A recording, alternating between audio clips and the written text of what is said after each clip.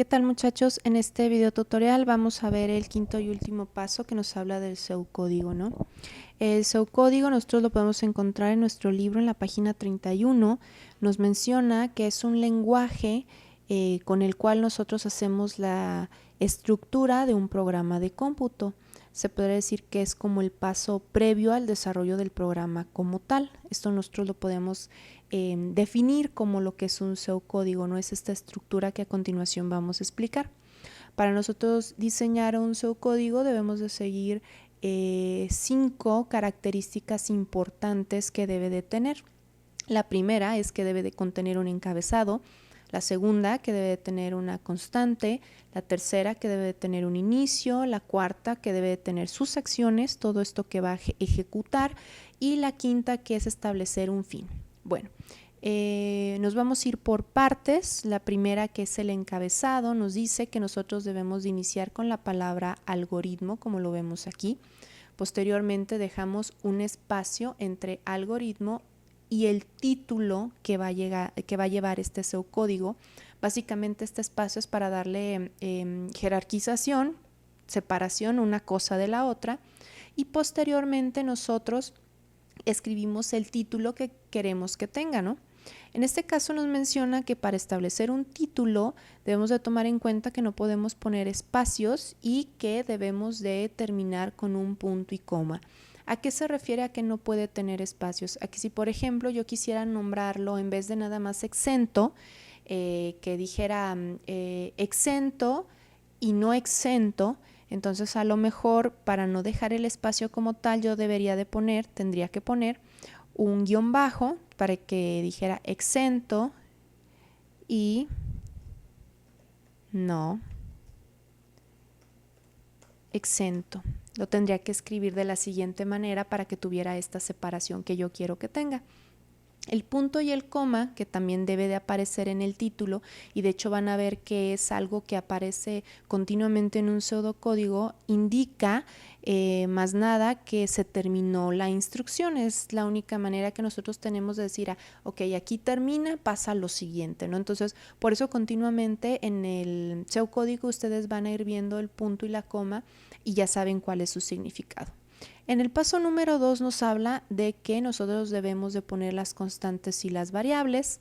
En este caso, pues por el tipo de ejemplo que estamos resolviendo, no tenemos constantes. Si las tuviéramos, en este caso tendríamos que darle espacio y a su vez tabularlo, porque nosotros lo tabulamos. Si se dan cuenta, vean cómo aquí hay tabulación en variable, como hay tabulación en inicio, básicamente por darle más facilidad a la lectura visual, para que tenga una lectura visual que se pueda leer de una forma práctica.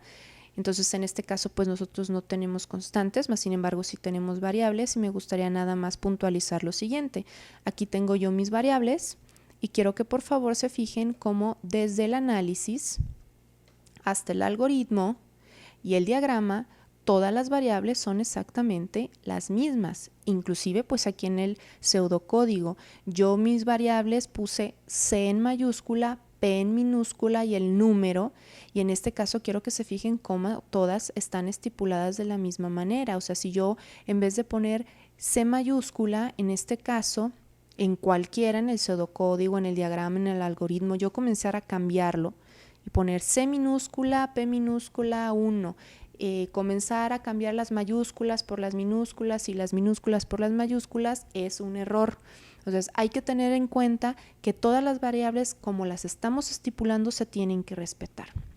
¿De acuerdo? En este caso yo ya tengo las 3 variables que se tienen que analizar, y digo que mi promedio, mi variable de promedio, recordar que es la P, vean como P, variable de promedio, son una variable reales se le considera.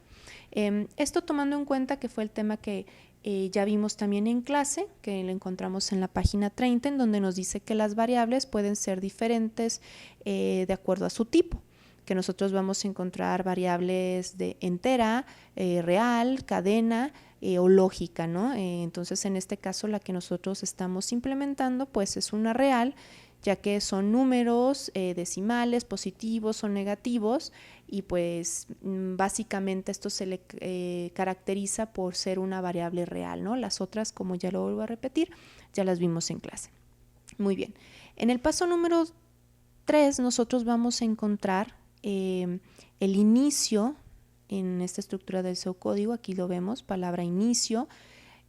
Continuamos en el siguiente renglón, tabulamos y vamos a comenzar a dar este tipo de funciones. Nos dice que en el inicio es lógicamente seguida de las constantes y las variables, y nosotros al poner el inicio vamos a comenzar a desarrollar lo que queremos que el programa haga.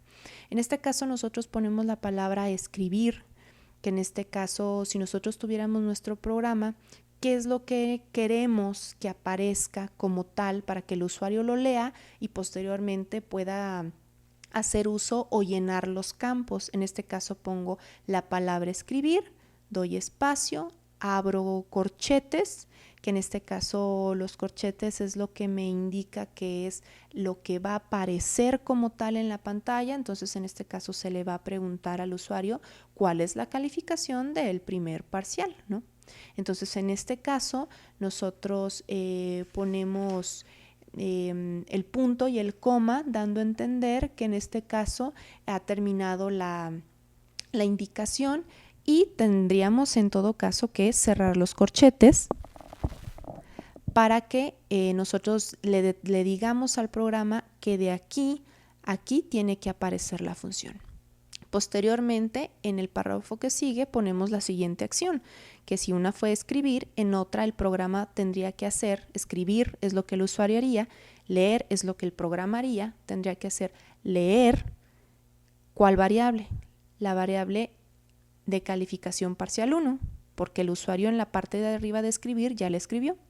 Nos vamos a la siguiente, igual forma, escribir, espacio, se abren los corchetes, ¿cuál es la calificación del segundo parcial? Se cierran los corchetes, el punto y el coma, importantísimo para decir que en ese momento se terminó la instrucción. Posteriormente se le indica al programa qué es lo que él debe de hacer, debe de leer, en este caso la calificación del parcial 2, en este caso nuevamente vuelvo a poner el punto y el coma, y a su vez la tercera acción, que es escribir cuál es la calificación del tercer parcial. Cierro los corchetes, pongo el punto y el coma para finalizar la acción. A su vez lo que va a hacer el programa, que en este caso es leer la calificación parcial del número 3, la calificación parcial tercera, y a su vez pongo el punto y el coma. Es muy importante que se fijen cómo aquí las variables están dentro de un paréntesis. Es importante que esto esté para poder validar la variable que estamos implementando. A su vez seguimos en el mismo rubro de inicio, pongo que P, que es igual a promedio, aquí está mi variable P, y escribo como tal la fórmula que yo previamente pues ya había diseñado en mis demás pasos, y explico cuál tendría que ser el proceso que se debería de seguir. Si P es mayor o igual a 9, quiero que se fijen cómo es el paso de comparar. Por lo tanto, si P es mayor a 9, va a escribir, va a salir el programa, va a lanzar una pantalla en donde diga exento. A su vez tiene que estar dentro de los corchetes y poner el punto y el coma para terminar la acción. Pero más sin embargo, en caso contrario, que P no sea mayor o igual a 9, entonces en este caso se va a escribir, va a aparecer en la pantalla la frase de no exento, de igual forma entre comillas y cerrando con punto y coma. A su vez, este elemento nosotros lo podemos categorizar como las acciones que en este caso el programa tendría que estar ejecutando, ¿no? Es donde nosotros comenzamos a estipular qué es lo que se tiene que capturar, qué es lo que se tiene que hacer, qué resultados son los que se tienen que mostrar, etcétera. Este sería el paso número 4, que son las acciones. Por último, en el paso número 5, nosotros debemos de marcar como tal la palabra fin. La palabra fin es la que nosotros estamos dando, como aquí en el diagrama y en el fin algoritmo, que estamos terminando, ¿no?, con esta acción que está realizando, en este caso, el pseudocódigo, ¿no? Básicamente, el diseño del pseudocódigo, muchachos, no es algo complicado si seguimos estas reglas de los espacios, del punto y coma, de que se respete cómo se escribieron las variables, y todos se escribieron en mayúscula, mayúscula, minúscula, respetar los números. A su vez, en el paso de inicio, el implementar las preguntas, o en este caso las acciones, lo que tenga que hacer el usuario, lo que tenga que capturar, el ponerlo dentro de corchetes, como lo estamos viendo aquí, iniciar con corchetes, terminar con corchetes, y si esa pregunta queda ya resuelta, puntualizar el punto y el coma para dar a entender que se terminó la instrucción. Creo que nos va a servir mucho como este tipo de características a seguir para poder hacer un buen pseudocódigo, que las variables tienen que ir entre paréntesis, ¿no?, para puntualizar qué es la variable, el explicarle al programa qué es lo que tiene que escribir el usuario y qué es lo que el programa tiene que hacer, que es leer. Va a ser como de mucha ayuda para que ustedes puedan diseñar en este caso y resolver sus pseudocódigos. Y como ya lo había mencionado, pues que vean cómo todo tiene una secuencia lógica, y que lo mismo que estamos planeando desde análisis, lo mismo que estamos planeando en algoritmo, lo mismo que estamos planeando en el diagrama, es lo mismo que se está proporcionando aquí en el pseudocódigo, ¿no? Entonces, básicamente sería eso.